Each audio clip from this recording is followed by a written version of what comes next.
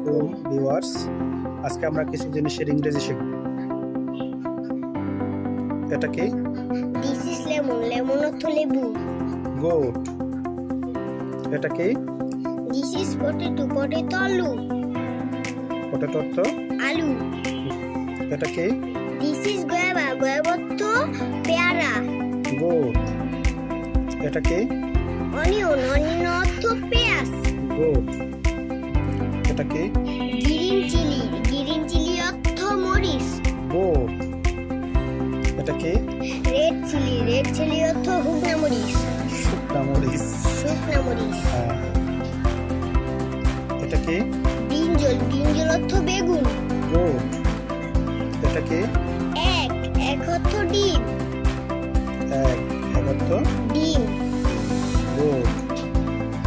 এরকম আরো ভিডিও পেতে লাইক, কমেন্ট, শেয়ার দিয়ে পাশে থাকুন। ধন্যবাদ সবাইকে।